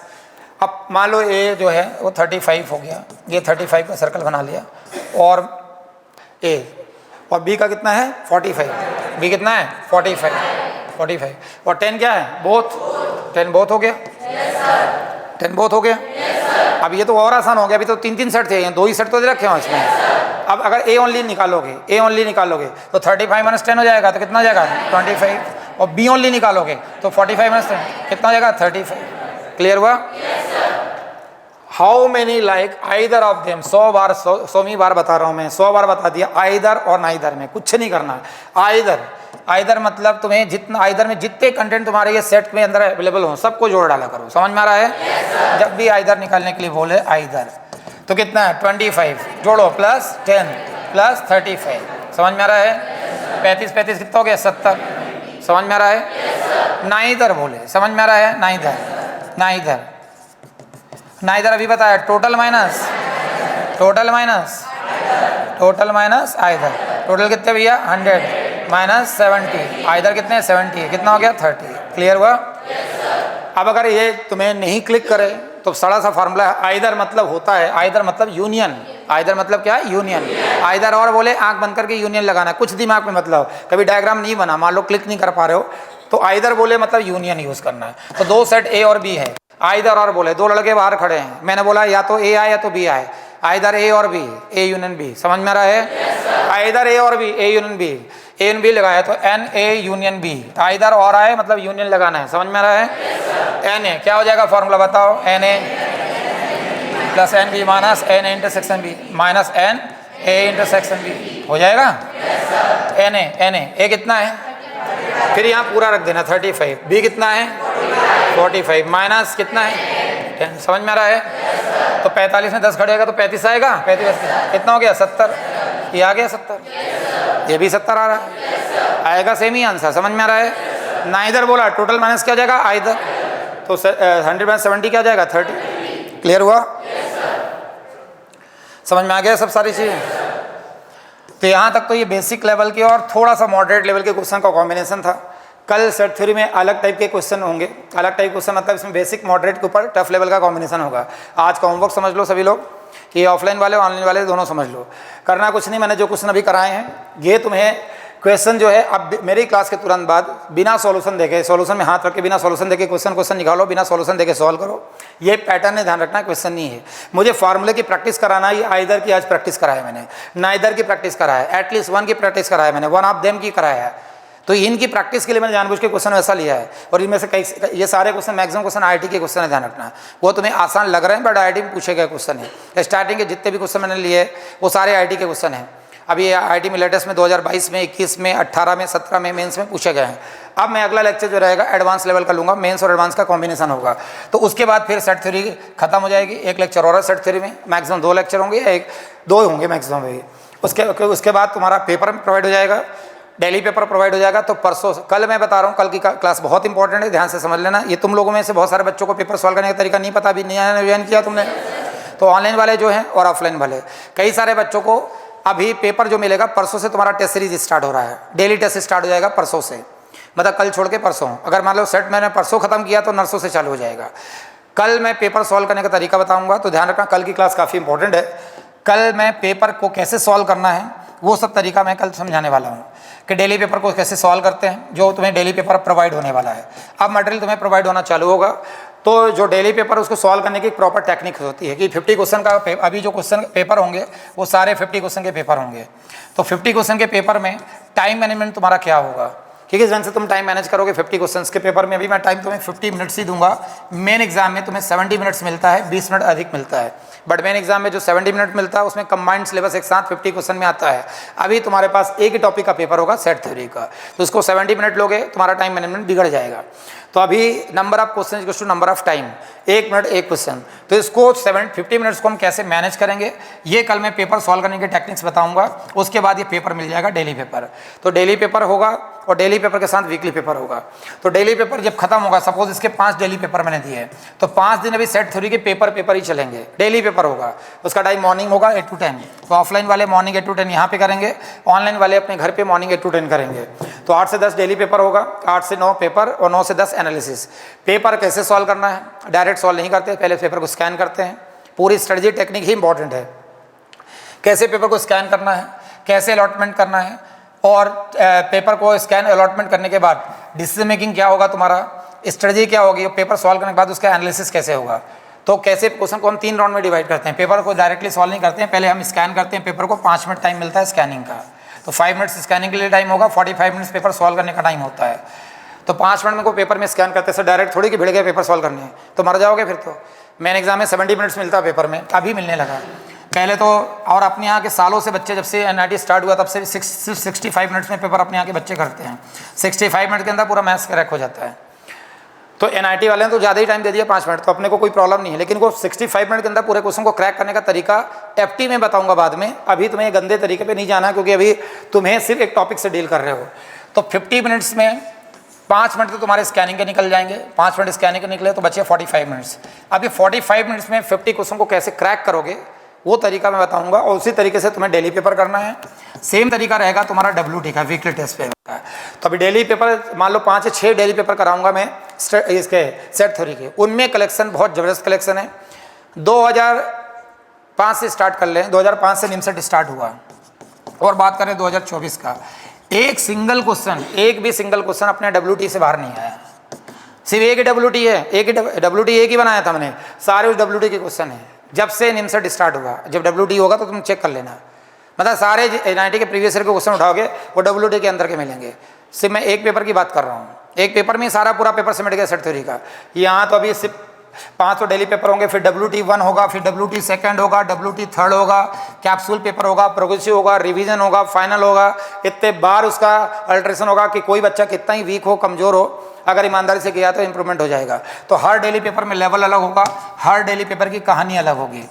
लेकिन पेपर में सबसे ज़्यादा इंपॉर्टेंट है, पेपर में कौन सा क्वेश्चन आता है डजेंट मैटर करता है कि कितने टाइम में तुम सॉल्व कर रहे हो, और सॉल्व करने के बाद कितने तुम्हारे सही निकल रहे हैं, और उसके बाद अगर गलत हुए तो उसके एनालिसिस करके अभी रेक्टिफाई करके उसको वाइंड अप करना है। सिलेबस आगे बढ़ता जाएगा, बाद में नहीं कर पाओगे। तो ये 45 मिनट्स में पूरे पेपर को कैसे करेंगे, तो 3 लेवल में पेपर को डिवाइड करना पड़ता है, ईजी, मॉडरेट और टफ। अब इजी, मॉडरेट, टफ में पूरा पेपर को डिवाइड करेंगे। तो पहले क्वेश्चन का 1 अलॉटमेंट देते हैं, फिर 2nd देते हैं, फिर 3rd देते हैं। कैसे हम आइडेंटिफाई करेंगे क्वेश्चन फर्स्ट राउंड में होगा, कैसे आइडेंटिफाई करेंगे कि क्वेश्चन 2nd राउंड में होगा, कैसे आइडेंटिफाई करेंगे 3rd राउंड में होगा। फर्स्ट राउंड वाले कितने क्वेश्चन होना चाहिए, मैंने बोल तो दिया कि 1 to 3 अलॉटमेंट कर दो, लेकिन कितने होना चाहिए। 2nd राउंड वाले कितने क्वेश्चन होना चाहिए, 3rd राउंड वाले कितने होना चाहिए, फ्रीज होना चाहिए। भगवान भरोसे थोड़ी पेपर देने जा रहे हैं। अब जरा सोच के देखो, NIT में इस साल 2000 जो एग्जाम 24 को हुई, अब इसमें किसी कोई बच्चा अगर डायरेक्टली पहले क्वेश्चन, 90% स्टूडेंट हिंदुस्तान के क्या करते हैं, फर्स्ट कम फर्स्ट बेसिस पे क्वेश्चन सॉल्व करते हैं। क्योंकि CBT हो गया, एग्जाम में एक ही क्वेश्चन डिस्प्ले होता है, तो मालूम पड़ा पहला क्वेश्चन उठाया सॉल्व करना चालू कर दिया, 2nd क्वेश्चन उठाया सॉल्व करना चालू कर दिया, 3rd क्वेश्चन उठाया सॉल्व करना चालू कर दिया। एग्जामिनर की साइकोलॉजी क्या होती है, सारे उटपटांग टफ क्वेश्चन शुरू में मिलेंगे तुम्हें, शुरू में, लास्ट में, बीच में फंसाता है। एग्जामिनर का मतलब है एग्जामिन, तुम्हें एग्जामिन करने के लिए टेस्ट दे रहा है, तुम्हें उसने जाल फंसाया, जाल में जाके फंस गए। ऐसे कैसे पॉसिबल कि सारे आसान और फेवरेट क्वेश्चन तुम्हें शुरू में दे देगा, वो पॉसिबल ही नहीं है। तो तुम्हें स्कैन करना पड़ेगा, स्कैन नहीं करा तो शुरू के 10 क्वेश्चन 12 क्वेश्चन में तुमने आधा घंटा टाइम निकाल दिया, 30 मिनट निकाल दिया, और शुरू के 10 क्वेश्चन में तुम्हारे 30 मिनट टाइम निकल गए, और हुए उसमें 2, काम ही खत्म होगा। अब सिलेक्शन ही नहीं होगा, उठ जाओ तुम तो। फिर उसके बाद कुछ बचे ही नहीं तुम्हारे पास, क्योंकि तुम्हारे पास मात्र बचे जो 40 मिनट, उसमें क्या करोगे, कॉन्फिडेंस ही पूरा चला जाएगा। इसका उल्टा कर दिया, और मालूम पड़ा कि तुमने ज़्यादा गिर पड़ के 20 क्वेश्चन किया, पेपर ओवर हुआ, और मालूम पड़ा जिस 10 क्वेश्चन में तुमने पूरा टाइम खोटी कर दिया, 10 क्वेश्चन किया उसमें 2 करा, पूरे ऑल ओवर इंडिया का बच्चा उस 10 क्वेश्चन को टच भी नहीं किया, जिसकी ऑल इंडिया फर्स्ट रैंक है उस 10 को टच ही नहीं किया, और तुम उलझ गए। तो वही तो पूरा खेल होता है कि हमें कौन सा क्वेश्चन नहीं करना है ये डिसाइड पहले करना है, और कौन सा क्वेश्चन करना है ये डिसाइड करना है। ये शुरू के 5 मिनट में होता है, इसको बोलते हैं स्कैनिंग, पेपर को स्कैन करते हैं। तो स्कैन बहुत इंपॉर्टेंट है कि युद्ध के मैदान में कोई वॉरियर जाके युद्ध के मैदान में कूद थोड़ी पड़ता है, वो देखता है कि मुझे युद्ध कैसे लड़ना है। तो स्कैन करने की टेक्निक उसकी बिल्डअप होगी जिसने बुक्स प्रॉपर वे में करी है, मेहनत अच्छे से करा है। जब तुमने बुक्स करा तुम्हें समझ में आ जाएगा कि ये वाला क्वेश्चन मुझे 1 मिनट के अंदर नहीं होगा। तो जो क्वेश्चन तुम्हारे बताऊंगा अलॉटमेंट कि जो क्वेश्चन तुम्हारे 30 सेकंड्स में होते हैं उनको हम 1 राउंड देते हैं, फर्स्ट राउंड में लेते हैं। जो क्वेश्चन तुम्हारा 1 मिनट से ज़्यादा टाइम लेता है उसको सेकंड राउंड में लेते हैं। 1 मिनट से थोड़ा 10 सेकंड 15 सेकंड ज़्यादा, और जो क्वेश्चन 1.5 मिनट से 2 मिनट तक लेता है, 2 मिनट तक लेता है, उसको थर्ड राउंड देंगे। अब कैसे देंगे, क्या करेंगे, कैसे सॉल्व करेंगे, वो टेक्निक मैं पूरा डिटेल में समझाऊंगा। डेली पेपर देने की, पेपर खत्म होगा 50 मिनट्स में, उसके बाद उसका करोगे एनालिसिस। सबसे ज़्यादा इंपॉर्टेंट स्टेप जो है एनालिसिस, उसके लिए डायरी बनाओगे। डायरी में 5 स्टेप के पॉइंट बताऊंगा। ये बताना होता तुम्हारे बीच में कब बता देता, पहले मैंने बोला ना कि मुझे घास काटना नहीं आता, जो भी बताऊंगा सिस्टमेटिक बताऊंगा। इसलिए अब मैं पेपर सॉल्व करने का तरीका बताऊंगा। तो उसमें पेपर सॉल्व करना और उसका एनालिसिस। तो तुम डायरी बनाओगे, डेली पेपर की अलग डायरी बनाओगे, जिसमें अगर मैंने 800 अबव पेपर करा दिए, 800 पेपर का फीडबैक उसमें होना चाहिए, ताकि जब मैं पर्सनल काउंसलिंग लूँ तो मुझे मालूम हो जिस बच्चे से बात कर रहा हूँ मैं कि उसका पेपर नंबर 232 में क्या मार्क्स थे, तो तुम्हारे मुँह से आंसर निकलना भी चाहिए। अब मालूम ही नहीं तुम्हें तुम्हारे मार्क्स क्या, तो मैं तुम्हें गाइड कैसे करूँगा। तो तुम्हारे सारे पेपर के फीडबैक तुम्हारे डायरी में होना चाहिए। इतनी मोटी मोटी 4 डायरी भरा जाती है बच्चों की। तो तुम्हारा हर पेपर का फीडबैक होना चाहिए कि सर सेट थ्योरी का WD1 में मेरे ये प्रॉब्लम थी, WD सेकंड में इतना इंप्रूव किया, WD थर्ड में इतना इंप्रूवमेंट किया, CT में इतने नंबर है, प्रोग्रेसिव पेपर में इतने नंबर है, प्री फाइनल पेपर में इतने नंबर है। पूरा डेटाबेस, क्योंकि तुम झूठ भी नहीं बोल सकते, पूरा डेटाबेस मेरे पास रहता है, पकड़ लूँगा 2 मिनट में कि ये लड़का झूठ बोल रहा है, मतलब इसको खुद के मार्क्स ही नहीं पता है, तो इंप्रूवमेंट क्या करोगे। तुम्हें यही नहीं पता कि तुम्हारे अंदर प्रॉब्लम क्या हो रही है। तो उस डायरी को प्रॉपर मेंटेन करना है, हर पेपर के मार्क्स डायरी में लिखना है पूरा। जैसे अपन ने daily paper number set theory, daily paper number मान लो 12 लिखा है, 15 लिखा है, 179 से स्टार्ट है daily paper, 179 daily paper set theory का है, 179। इसका मतलब क्या हुआ, अगर डेली पेपर 179 सेट थ्योरी का है, सिर्फ डेली पेपर है, इसका मतलब ये हुआ कि 178 तक दूसरे टॉपिक के पेपर होंगे। सिर्फ अभी डेली पेपर 179 तो सेट थ्योरी का, इसके पहले दूसरे टॉपिक के पेपर है। ध्यान का 212 तो बहुत पहले डेली पेपर थे, अब पेपर बढ़ गए। मोर देन 1030 जो पेपर बोल रहा हूँ, ये तो काटने पीटने के बाद इतने पेपर होते हैं। सब कट पीट के मैं इंपॉर्टेंट पेपर कराऊँ तो 1030 पेपर हैं। पेपर की संख्या मोर देन 2000-3000 है। और तुम्हारे जो टाइम बचा उसमें 834 के आसपास पेपर कर पाओगे तुम, 800 अबव पेपर कर पाओगे, 834 835। हाँ, अगर एक आध दिन 4 पेपर करा दिया तो वो 1000 तक पहुँच पाओगे। इतना मतलब 80,000 क्वेश्चन, मोर देन 80,000 क्वेश्चन बंद नहीं बंद हो जाएंगे क्वेश्चन के बाद। तो वही मैं समझा रहा हूँ कि पेपर का एनालिसिस कैसे करोगे। एनालिसिस के बाद फीडबैक लिखोगे, उसको भी 5 स्टेप होती है। कितने क्वेश्चन हमने अटेम्प्ट किया, कितना हम कर सकते थे, और उसके बाद types of mistake, number of mistake क्या हुआ, टाइप्स ऑफ मिस्टेक क्या हुआ। नंबर ऑफ मिस्टेक तुमने 10 लिखा है, अब कौन जाने कौन सा 10 मिस्टेक हुआ। टाइप्स ऑफ मिस्टेक क्या है, मिसरीडिंग मिस्टेक है, या बबल फिलिंग मिस्टेक कर दिया, कैलकुलेशन मिस्टेक कर दिया, कंसेप्ट वीक होने के कारण मिस्टेक हुआ, वो मिस्टेक लिखोगे। फिर mental, physical and psychological problem during test के दौरान जो साइकोलॉजिकल, मेंटली, फिजिकल सोच कुछ रहे थे, दिमाग कुछ और चल रहा था। ये एग्जाम के दौरान, ये सारी प्रोसेस जो है एग्जाम के दौरान घटित होगी।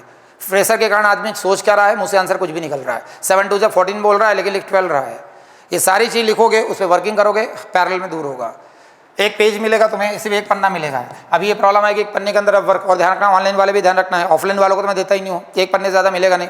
ऑफलाइन वाले अगर तुमने चीटिंग करा और तुमने कॉपी में क्वेश्चन सॉल्व करना है डेली, क्योंकि तुम्हारा पेपर होगा, अब तुमने 2-2 3-3 पेज यूज़ करना चालू करा। याद रखना एग्जाम में भले कोई बोले कि 2 पन्ने 4 पन्ने मिल जाते हैं, पर माइंडसेट कर लो कि एक ही पन्ना मिलेगा तुम्हें, इधर का और इधर का। तो एक पन्ने के अंदर तुम्हें पूरे 120 क्वेश्चन सॉल्व करने हैं। इसलिए अभी आदत डालना कि इधर 100 और इधर 100। एक पन्ने में जिस दिन 200 क्वेश्चन सॉल्व कर लिया, स्पेस मैनेजमेंट हो जाएगा। पेन से कभी सॉल्व नहीं करना है, सॉल्व करना पेंसिल से। पेंसिल का लिखा हुआ 10 बार मिटा सकते हैं, पेन का लिखा हुआ नहीं मिटा सकते हैं। कई बार ऐसा हुआ, 90% ऐसा हुआ है, एग्जाम हॉल में बच्चे गए, सिंगल पेज ही बचा था, बोला जाता है हम दे देंगे, दूसरा पेज नहीं मिलेगा, क्या कर लोगे तुम। ये बोल के अपना भविष्य थोड़ी दांव पे लगाओगे कि हमें पेज नहीं मिला। तुम्हें आदत एक पेज की होनी चाहिए, 10 मिल जाए बोनस है, 20 मिल जाए और बोनस है। तो उसमें पेज तक कैसे करना, पेंसिल कैसे पकड़ना है, पेंसिल की लेंथ क्या होगी, वो तक मैं बताऊंगा। पेंसिल की भी एक लेंथ डिसाइडेड है। पेंसिल तुम्हें छीलने का भी टाइम नहीं कि छीलते बैठे रहे, पूरे साल भर पढ़ाई करा, जाके पेंसिल छील के आ गए, तो पेंसिल यहाँ से छील के ले जाना है। तो दोनों तरफ से पेंसिल छीलना है ताकि हम क्वेश्चन सॉल्व करें। एक पेंसिल से, एक नोक से कितने क्वेश्चन सॉल्व करना, वो तक मैं बताऊँगा।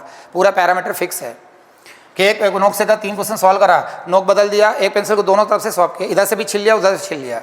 आप जो पेन से सॉल्व करते हैं पेपर, उनके 5 से 7 क्वेश्चन का फर्क पड़ जाता है, 7 से 9 क्वेश्चन का फर्क पड़ता है पेन से सॉल्व करने वाले और पेंसिल से सॉल्व करने वाले को। बात बहुत बारीक है लेकिन फर्क पड़ता है। तुम पेन का वेट और पेंसिल का वेट देखना, दोनों में वेट में बहुत अंतर है। पेन की मोटाई पेंसिल की मोटाई में बहुत फर्क है, और पेन प्लास्टिक का ही होता है। तो मैक्सिमम टाइम जब हम सॉल्व करते एक स्टेज ऐसी आती है कि जब यहाँ तुमने देखा होगा यहाँ पे एक गड्ढा हो जाता है, गांठ बनने लगती पेन में, और जब यहाँ गड्ढा हो जाता है एक पेन जनरेट होना चालू हो जाता है जो हमें महसूस नहीं होता है, बट हमारी स्पीड क्या हो जाती है, स्लो हो जाती है। पहला प्रॉब्लम। दूसरा ये, पेन से तुमने एक पेपर में लिख लिया इधर उधर, अब तुम्हारे पास स्पेस नहीं, क्या करोगे? स्पेस ही नहीं, क्या करोगे? अब एग्जामिनर ने बोल दिया कि हमारे पास पेज नहीं है, फिर क्या करोगे? कर लो उसके ऊपर कोड कैसे करना है। तुम्हारा तो फ्यूचर क्या है? ऐसा कई 1000 बच्चों के साथ अपने यहाँ हो चुका है, 1000 बच्चों के साथ। इसलिए कोई तुम्हें बोले कि नंबर ऑफ पेज ज़्यादा मिल जाएंगे, किसी सेंटर मिले किसी में नहीं मिले। ये लोग तो क्या करते हैं, न्यूज़पेपर वाले रद्दी पेज किलो में मंगाते हैं।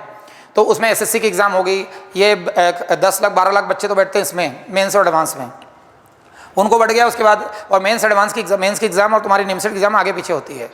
अब वो बच्चों को दे दिया और मालूम पड़ा वो, ये प्राइवेट तो सेंटर रहते हैं सारे एग्जाम के, अब वो मार्केट लेने गए नहीं, तो जो पेज है उसको वो लोग क्या करते हैं, स्केल से काट के रख दिया। किसी बच्चे ने 2 उठा लिया, किसी 3 उठा लिया, तुम्हारी बारी है 1 मिला। ये बात बहुत छोटी सी है, कई सारे बच्चों के साथ ही प्रॉब्लम है, लेकिन अपने बच्चों के साथ इसलिए प्रॉब्लम नहीं आती, पेंसिल सॉल्व करते हैं।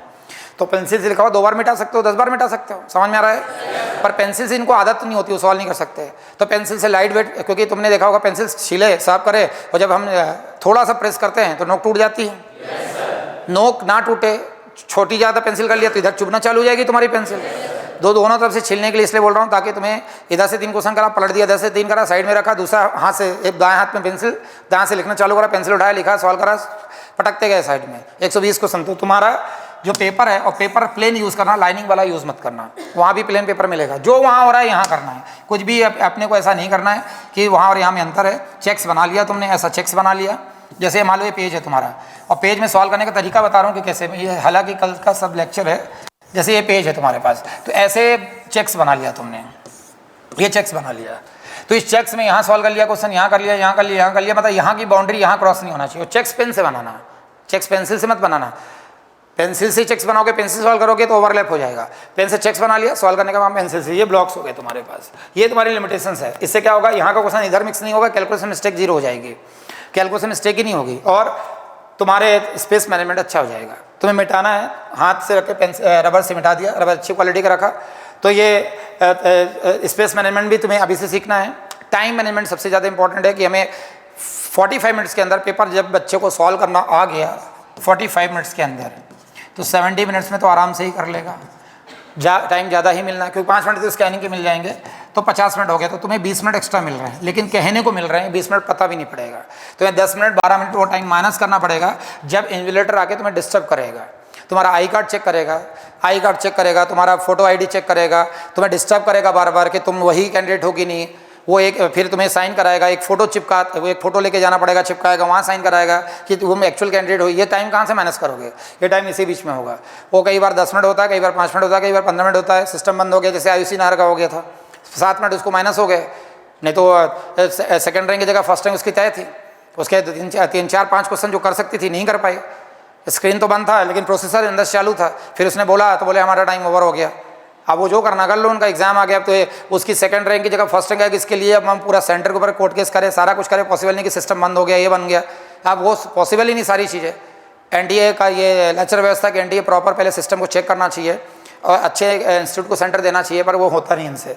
तो ये सारा हमें पहले से मार्जिन लेके चलना कि अगर हमारा 10-15 मिनट कम भी हो जाता है ड्यू टू सम रीजन, तो हमारा रिजल्ट में कोई फर्क नहीं आना चाहिए। क्लियर है? एनआईटी में ऐसे क्वेश्चन आते हैं जो 7 से 8 क्वेश्चन एडवांस लेवल के आएंगे, बल्कि 12-13 क्वेश्चन आते हैं जिनमें क्वेश्चन में 3 मिनट 4 मिनट लगता है। फिर उसके लिए एक्स्ट्रा टाइम हमारे पास होना चाहिए। तो अभी से हमें आदत ये बनाना है। और जो प्री फाइनल पेपर होगा उसमें पूरा मैं 70 मिनट दूंगा, लेकिन उसमें पूरा कंप्लीट सिलेबस आता है, मतलब पूरा मैथ्स आएगा, पूरा रीजनिंग आएगा, कंप्यूटर आएगा, इंग्लिश आएगा, तो उसमें बराबर 70 मिनट्स मिलेंगे, जो हर संडे होगा प्री फाइनल पेपर। तो अभी तुम लोग का इसलिए इस वाले संडे में बैठे थे ना तुम लोग, तो इसमें अभी अगले संडे से प्री फाइनल पेपर तुम्हारा सभी का चालू हो जाएगा। तो फिलहाल अभी डेली पेपर स्टार्ट होने वाला है। कल मैं पेपर सॉल्व करने का तरीका ही बताऊंगा और साथ में डीटी के साथ डब्ल्यूडी सॉल्व करने का तरीका, एनालिसिस का तरीका बताऊंगा। फिलहाल आज जितना मैंने पढ़ाया आज वो सारे क्वेश्चन की प्रैक्टिस कर लो। अब तुम्हारे लिए सारी बुक ओपन हो गई, दीवा, self, RD, ML Khanna, TMH, Arihant. पर दीवा में सेट थ्योरी नहीं मिलेगी। दीवा एमपीएमसी की बुक था, एमपीएमसी के सिलेबस में पहले सेट थ्योरी नहीं था, तो तुम्हें मिलेगी आरडी में, तुम्हें मिलेगी एमएल खन्ना में, सेल्फ स्कोर, टीएमएच, अरिहंत में। जितनी बुक्स है उठा के प्रैक्टिस करना चालू करो। और जिन लोगों को ऐसा लग रहा है कि उनको पिकअप करने में दिक्कत आ रही है, उनको अभी भी मैं बोल रहा हूँ कि 11th क्लास की 12th क्लास की एनसीईआरटी की बुक भी पैरेलल में करो और नॉन मैथ्स वाले करना चालू करो। समझ में आ रही मेरी बात? नॉन मैथ्स वाले जितने हैं वो 11-12 की बुक भी पैरेलल में करो, इधर आरडी भी करो और 11-12 की बुक पर वो धीरे धीरे इंप्रूवमेंट आएगा। और जब अगली बैच में सेट थ्योरी फिर पढ़ाऊंगा तो फिर से तुम क्लास में बैठोगे तो जो क्वेश्चंस का आंसर अभी तुम पिकअप करने में दिक्कत आ रही है नेक्स्ट टाइम पिकअप कर लोगे।